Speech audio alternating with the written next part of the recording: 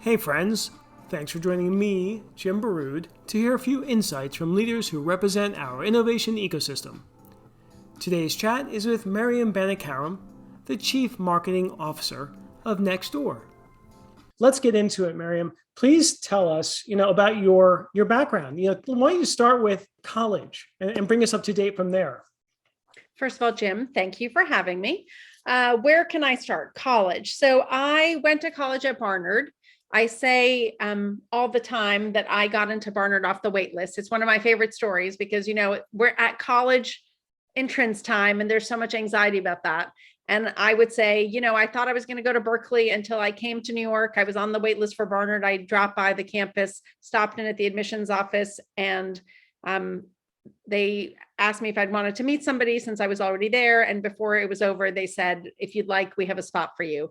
And so late August, I changed direction and ended up not going to Berkeley and in fact coming to Barnard College, which was a really great decision that I don't think I totally appreciated at the time. But now in looking back, I say Barnard and New York really was the place that gave me voice.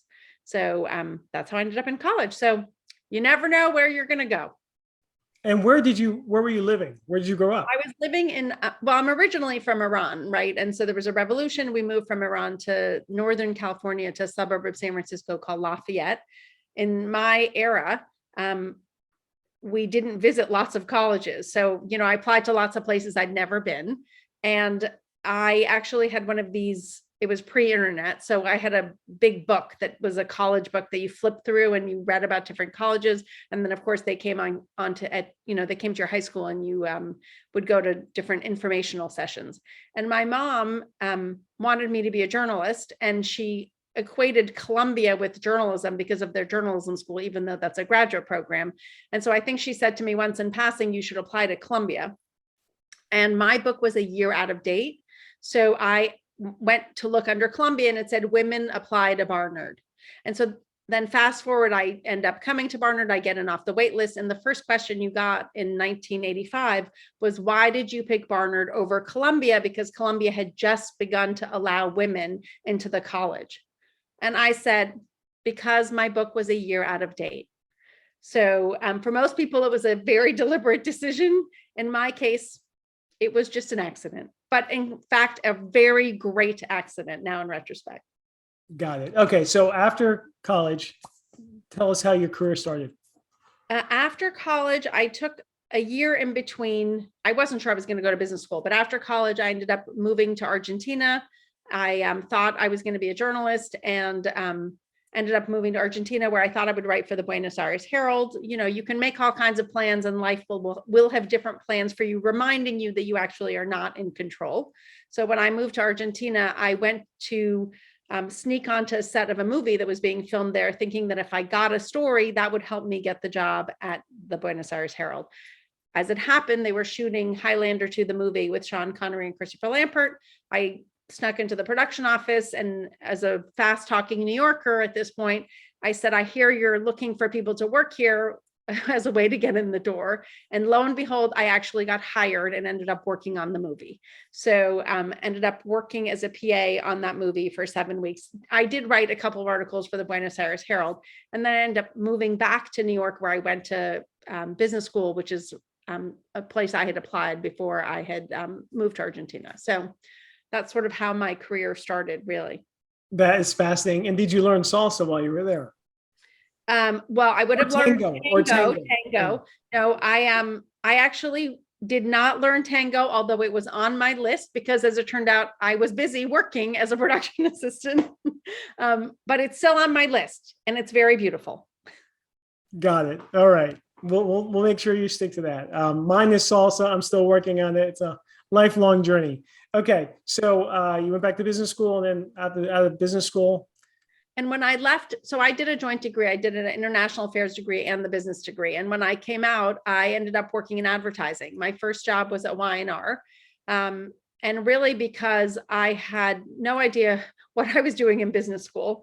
And I'd mocked up a book when I was in college, which I still had with me in business school, which was sort of a branded content idea, even though we didn't have that word at the time.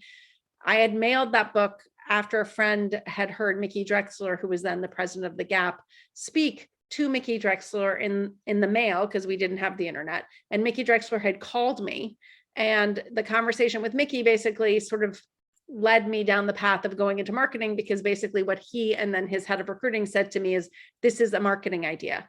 And so I went to the career services office at the business school, because I was not like most of the other business school students.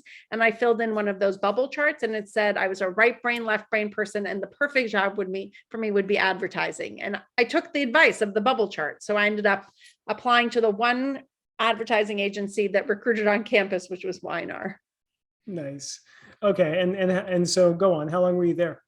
I was only at Y&R for about a year and a half. I joke that I was a millennial before my time, because I probably had, I don't know, somewhere between 20 and 60 jobs, depending on how you count them.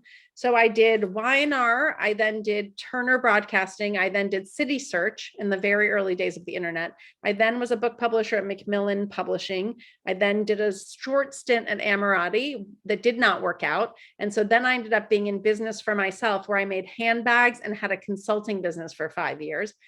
Then I got talked back into a day job at Univision. Then I went to NBC Universal. Then I went to Gannett. Then I went to Hyatt. Then I took time off, and now I'm at Nextdoor. Holy cow, my head is spinning. That is fascinating. I want to see some of those handbags. We're gonna have to show a picture of one of those if you have any photos. I have them somewhere, believe me. Okay. All right. So you land at Nextdoor, and after taking a break, and 3 weeks before the pandemic. It was 4 weeks before the pandemic. Is that Three. 3 weeks. My first week was in San Francisco. My second week was in London, because as head of marketing at Nextdoor, you also run global. And then my third week was in the New York office, and then work from home. Wow. Okay. So talk to us about your transition into Nextdoor. How was it? How did they come find you, or how did you find them? They found me actually through a headhunter, and I had taken about a year and a half off. So I wasn't totally sure I was going to go back in for a full-time job. But the purpose of Nextdoor is near and dear to my heart, right? The idea of a neighborhood that you can rely on and cultivating kindness. Well, by the way, as somebody who moved a lot, right, I would always show up someplace being the new kid, clearly an outsider. And the idea of stepping in and becoming an active member of the community was how you would actually get a sense of belonging. And so that idea of being connected to your community and being a part of that, and frankly, I think the idea that you only live once, so, make a difference, was sort of all inherent to who I had become by that point. So it was hard to say no to the opportunity to join the team at Nextdoor, because I believed in their purpose. I respected the team. I felt I could make a difference, and I definitely thought I could learn. So all those things were sort of how I made that decision. Got it. And maybe it's good that you were not in the hospitality industry when the pandemic hit, right? I love the hospitality industry, but it's one of those things where somebody said to me after I took the job at Nextdoor and the pandemic happened, what great timing. And I thought, okay, this was not like a grand plan. I'm not playing the slot machine or poker or something. Like, it just happened. And by the way, it was a very difficult period for my colleagues in hospitality. So it was not an enviable situation for sure. But sometimes, life takes you where it takes you. Sure. So talk to us about Nextdoor. For the person who doesn't know what it is, take us through what the platform is and sort of the aspirations. Yeah. So Nextdoor is a neighborhood app. It's literally a device that gets you connected digitally to your nearby neighbors, right? As a way for you to interact with them, and sort of replicating the neighborhood where you would go borrow sugar from somebody, right? And so it connects you to your neighborhood, not just your neighbors. So I say, for me, Nathaniel and Troy, who live down the street, but also Stefan, who runs the French bakery, and then the ENT workers who came to our aid in the middle of COVID, sort of the entire neighborhood ecosystem. And the beauty of Nextdoor is that oftentimes you see your neighbors. According to the data, 28% of Americans don't know a single neighbor, which is really sort of the idea that birthed Nextdoor, frankly. But what's amazing is, even if you know them, oftentimes you know them by first name. Maybe you wave at them because you just recognize them, but you don't know how to get in touch with them because you're not close enough to have like each other's information in your address book. So the thing about Nextdoor is, when you join, which is free, it gives you instant distribution to your neighborhood, right? So I can post into Nextdoor and say, we have a closed street because in COVID, they closed off 21st Street. How does everybody feel about the closed street? And people who I am not connected to, but who are my neighbors, can actually engage in a conversation with me. So it's the perfect place to go when you're looking for a babysitter, a handyman, a dog walker. If you have things to sell, right, for sale and free is a great part of the site where, I remember having to buy Legos for my son when he was doing some sort of Lego project and, finding it in the Bronx, which was pretty far from me. Here, you can actually find things like in walking distance, which for certain items is quite necessary and makes it easier. And then obviously, I think people come in for the utility. By the way, if you lose your dog or your keys, guess what? You really need your neighbors. And there are many, many stories. In fact, Kristen Bell tells the story of how she's multiple times found her dog thanks to her next door neighbors. Is that in the doing, you actually oftentimes find community, right? So I say you come for the utility, but then you end up staying for the community. Well, that's great. And how old is it? It's been around for about around 11 years, I would say. So it was born out of this idea that, Charles Blow wrote this article for the New York Times after the Pew study came out that said 28% of Americans don't know a single neighbor. And the founders of Nextdoor were like, how is that possible, right? As we've become more connected as a society, arguably we've become more disconnected. And so they were like, how can we leverage technology to enable humanity? That is really the backstory of Nextdoor. And so one of the key tenets in Nextdoor is trust, right? You actually know the people are who they say they are and they're real people, because we actually confirm that as people sign up to come to the platform. That is why people will trust somebody to be a babysitter or a pet sitter, right, off of the platform. Got it. And how big has it grown? How many people are, if you can tell these sort of metrics, how many people are on the platform, or how many communities? Is it just domestic, or is it global? No, it's global. We're in 11 countries, so 10 outside of the US, Australia, Canada, a lot of European countries, UK, Netherlands, and we're in 1 in 3 households in the US. So pretty big. But there's a huge opportunity. As we like to say, everyone is a neighbor. So, 1 in 3 today, but we're continuing to go. Got it. And it's a private company, and how many employees? Is that correct? No, it's a public company. We actually went public in November. I don't know if we disclose our numbers, but let's just say growing. Got it. All right. Wonderful. Wow, that's a pretty big, impact, right? Obviously. Now, I guess we all think of your natural competitors would be Facebook, or tell us who you see as your competition. Honestly, I think, look, there's a lot of different parts of Nextdoor. If you want to buy things or sell things or find out what restaurants to go to, there's a lot of single apps that do that. I think there's definitely people who are on Facebook. I think the thing that makes Nextdoor different is proximity, right? Hyper local and proximity and the entirety of your ecosystem. If you want to check in on your neighborhood and know what's happening in your neighborhood. So one of my favorite stories is that in Brooklyn, a couple months ago, there was a noise that was happening in Brooklyn Heights, and the neighbors could not figure out what this noise was. It was like just this eerie noise that was echoing. And so a couple of them bandied together, finding each other on Nextdoor to actually solve the mystery of the noise. And it turned out it was like some sort of air freshening device on somebody's balcony who had moved away. It was just there making this noise. So, that idea that you would find each other based on proximity, that is a uniquely Nextdoor thing. And frankly, I think in the middle of COVID, that was a real thing, right? Because you needed to know what store had Lysol wipes and did they have them in stock, right? I think as somebody who uses Facebook, I would say it's a great way for me to be in touch with the friends that I made in Australia or in Argentina. But if I've lost my dog, that's not really the group that's going to be able to help me. So proximity and trust is really the cornerstone of Nextdoor, right? That hyper local proximity, I think, is key. And so what happened, you alluded to earlier about the pandemic, right? So how has it grown, or how has it been sort of a resource during the pandemic in particular? Well, I joined the company, as I mentioned, 3 weeks before the pandemic, and 3 weeks in, we were in lockdown, right? That was a pretty serious moment, and it went on for a while. And you really were not moving around your neighborhood or even into other areas very freely. So your neighbors became your lifeline. And so it was critical, frankly.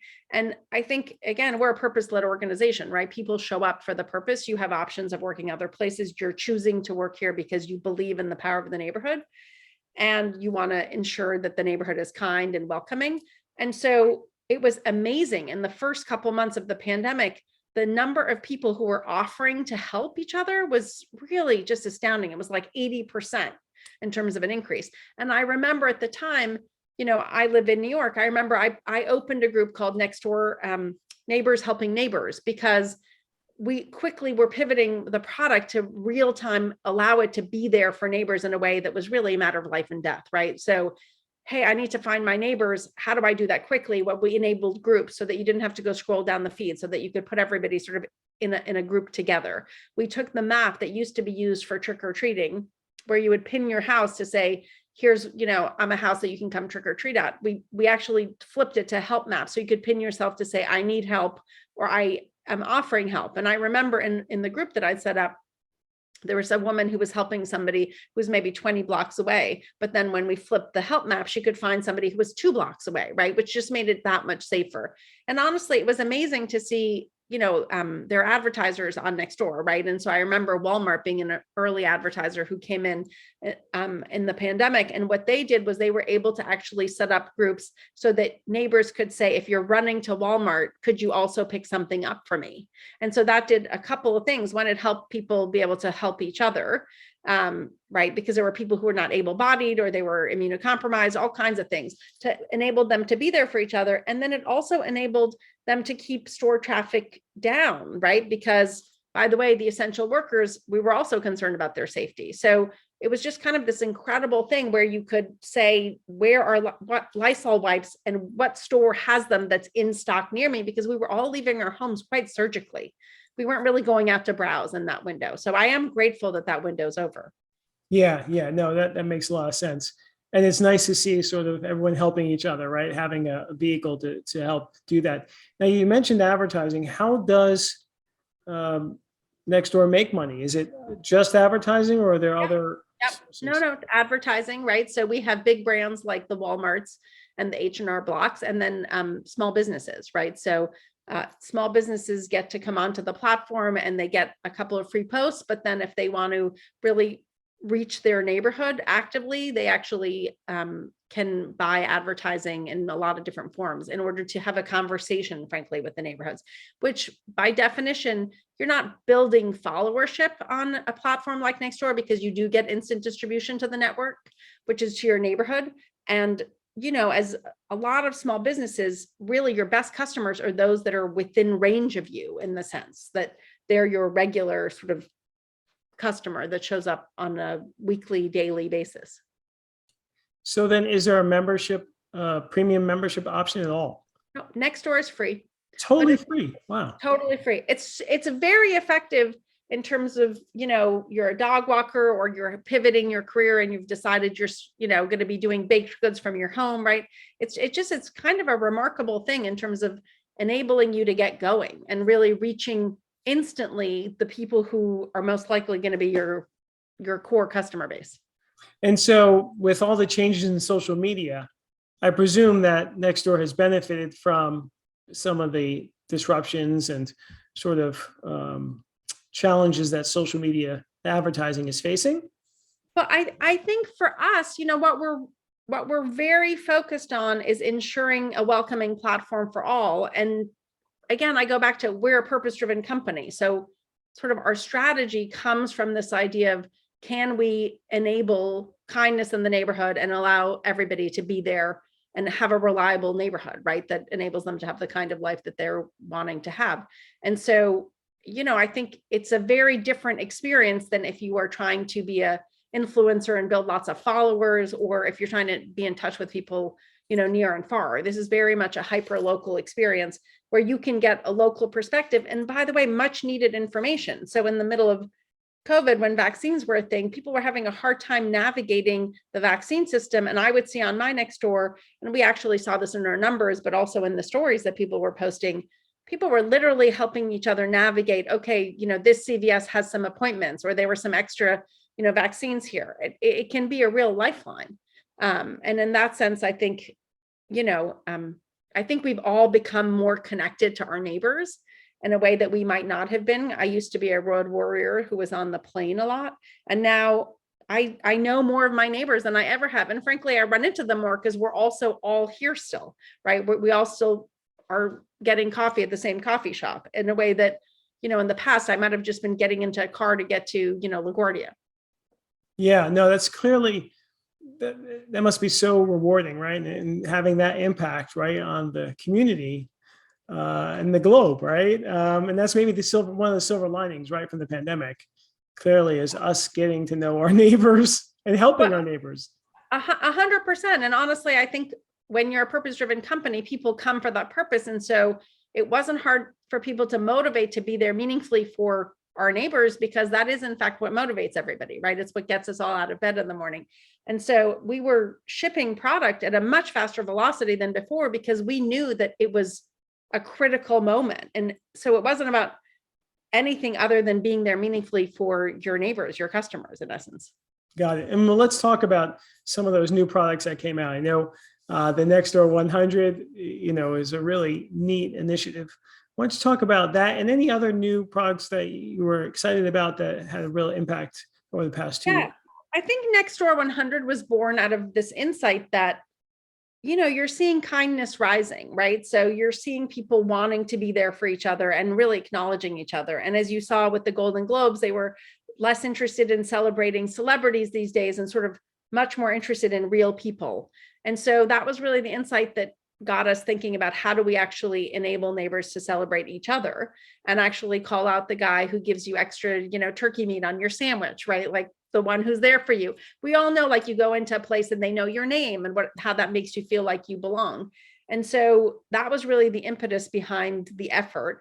And what's been remarkable is that we have over 33,000 nominations already of people taking the time to say, I want to nominate Jim. Here's what he did for me in the last month when I wasn't even looking or asking. And I think that's been just a remarkable thing to see. But it's also a testament, I think, to the humanity that is around us, right? Which sometimes I know is easy to forget. And it's been remarkable, frankly, and I tell the team all the time, you're having a low point in your day, like just go read some of those nominations as they come in at the nextdoor100.com and remember like why you're showing up every day. Right. And so with 33,000 nominations and 100 people will be profiled. Yes. Well, the campaign's not done yet. So we still have a couple more weeks of people submitting. So yes, it's a lot to go through. It's a problem of riches, but frankly, the stories are amazing. So everybody wants to read them, right? We have sort of a system to go through them. And then we have a judging panel made up of Cedric the Entertainer and Tim McGraw, for example. So really a diverse group of judges who represent lots of different industries who also are very interested in the idea of neighbors and kindness, right? Tim McGraw has a song about humble and kind. Cedric actually has a show about the neighborhood. We have Mitra Kalita, who's an amazing, amazing journalist, and she started a community-driven media company in the middle of the pandemic and put her superpowers to use, not just to report the news in Queens, but also to help her neighbors who needed to navigate how to get vaccines at a time which was quite critical in Queens. So it's just an amazing thing to actually find other people who care about the same thing as a way to go through those submissions and then pick the ones that we think should get recognition, which we will do soon after the nominations close. And even those who aren't nominated for the 100, all those folks should feel really good about it, right? Being nominated. I mean, it's amazing, right? It's amazing to think that somebody took the time to nominate you and took the time. We all know how time pressed everybody is, but somebody actually took the effort to write up a nomination and recognize you. And that, that in itself is kind of astounding and amazing, frankly. Right. No, that's really, it's heartwarming at the end of the day and really shows a level of humanity, that we don't really see, or we see, but we don't really uphold as much as we should. And is there going to be a celebration at some point? Yes, we're going to have 3 block parties on the 22nd of May, but I think this is going to be something that will be ongoing. And frankly, I think, in September, we plan to actually enable neighbors to have block parties. I think one of the things we're seeing is we love to call them neighbor tables. I think just the idea of having people be able to find each other, come together and celebrate each other is something that we will continue to do. Yeah, no, I look forward to that. Block parties. My God, it seems so long ago. Seems like a long time ago, but they're coming back. They're coming back. Okay, I can't wait. All right, so let's talk about industry trends. What's keeping you up at night these days, and how you see the future. So let's talk about challenges first. What is on the top of your mind every day? Yeah, I mean, I think, look, the most important thing for us is always people. We're always recruiting people, wanting to make sure that we keep the great people who work at Nextdoor. In the end, you can have all the strategy in the world, but you need people to actually deploy that strategy. So, that's clearly a top of mind thing. I think we all have been reading a lot about burnout and anxiety issues that people have been having, all the challenges of working from home, which came with complications of managing your kids, homeschooling. So just really enabling the welcoming idea is not just for our neighbors, it's also for our employees, right? Just the flexibility for people to have the space to deal with the things they have to deal with and continue to be able to be present and do what they want to do from a career perspective is something that's obviously top of mind. I think, we're all adjusting to being, whether it's a block party or going back into the office, these are all things that we haven't had to do for a while, right? And so the first time I traveled back to London to be with the team after 2 years of being here, and I'm a road warrior, for many years, it was, it took a little adjusting. So I think just allowing for that space so that people can actually come along the journey in whatever way works for them and not sort of, pushing the issue because you're at one side of the spectrum or the other. I think those are all things that obviously keep me up at night. I think, also just we're always looking to be there meaningfully for our various neighbors, whether they're small businesses or public agencies. I think, we want small businesses to survive and in fact thrive. So Small Business Week is coming up. You can actually nominate a small business for Nextdoor 100. I think we all saw how small businesses were under pressure during COVID, and we wanted to make sure that all your favorite, neighborhood favorites survived. So I think these are all things that, we're all keeping top of mind. I think, we all live in places that still need us to step up and be there and actually be citizens who engage. But the good news is I think everybody, what you're seeing is that people are willing to do the work, right? And I think that's really the thing that I guess gives me hope. Sure. And I guess neighborhoods in general will benefit from more people working from home, right? I mean, it's really the center, right? The home is now even more the center of activity, and that will benefit Nextdoor and the platform. I was at a local restaurant here in Chelsea, and she had she said she was a home cook. She'd opened up a Japanese restaurant. There's 2 home cooks. They didn't live in Chelsea, but they'd opened up a place in Chelsea. And she just started serving lunch in a bento box because she has so many people who are still working from home. So you are seeing this shift in pattern. I think we'll see how that evolves, right? We obviously will see how things change in the next couple of months or year. But I think, yeah, there are some definite shifts that are coming. Yeah. And again, I go back to one of the trends that we definitely see, because we actually work with a researcher to look ahead, not just, at the data from what has transpired. And one of the things you do see is kindness rising, which is one of my favorite things. And frankly, I love to say, like, people think New Yorkers aren't friendly. I mean, the amazing thing is just seeing that kindness show up in all kinds of neighborhoods. Yeah, no, absolutely. That's certainly, again, important to highlight, right? Because we always hear the bad news. There's so much bad news, around us. And so hearing some of those good stories is really important. So I'm really thankful that you're sharing those. Any other industry trends that we should be aware of, that are affecting neighborhoods or platforms like yours? Well, I think the biggest trend that we've been seeing is the adoption to digital, right? There's a whole group of people who now know how to Zoom call that didn't before, or who know how to use Instacart who didn't before. right? I think those are big seismic shifts that happen quite rapidly. I remember when my father-in-law was first learning how to use an ATM card, right? Because he was used to going into the teller. It's amazing how many people now know how to Zoom, right? So I think you're seeing the adoption, which was a forcing function because that was how you stayed in touch with your family members, like just ratchet up. So I think that there's going to be a lot of different shifts that are now sort of embedded into how we live. And so that will definitely also be amazing to keep an eye on, right? Because a lot of people now know how to do things that they didn't know just 2 years ago. And the businesses have caught up to that, right? I mean, people were able to make huge shifts in order to help their customers. And so those are big trends that we're now going to see on the other side of it. Yeah, no, absolutely. Well, this has been really enlightening, Maryam. Thank you so much for doing this. Tell us, before we leave, share just one thing for those of us building communities, one tip or suggestion. Look, community is in fact a relationship. It is not a transaction. And so I think what's key is kindness and caring. You have to care, you have to nurture that relationship, and you have to remember it's not a transaction. So it's a long game, right? And so be kind and make a difference.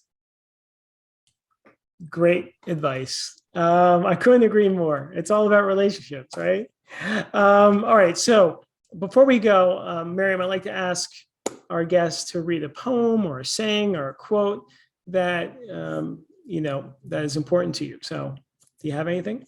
Well, I need more time to read poetry so that I could be better versed for this moment, but I knew this was coming. So the thing that I would like to just read is a couple of verses from Billy Joel's New York State of Mind, because I live in New York. And as you heard, Barnard in New York really gave me voice. And in the middle of the pandemic, a group of volunteers came together, and thanks to Billy Joel, because he gave us the rights to the song, we were able to make a video called New York State of Mind, which got over 2 billion earned media impressions and had Stephen Colbert and Idina Menzel in it, which you can find at nycnext.com. nycnext.org. So to honor that amazing experience of people volunteering of themselves, whether the musicians or the performers or Billy Joel or the marketing people, I would like to just say, some folks like to get away, take a holiday from the neighborhood, hop a flight to Miami or to Hollywood, but I'm taking a Greyhound on the Hudson River line because I'm in a New York state of mind. So I leave you with that because I'm always in a New York state of mind. Yay, that was great. Thank you so much, Maryam. This has been wonderful. Thanks for joining us. I hope you enjoyed the show. Please like it, leave a review, and subscribe. See you soon.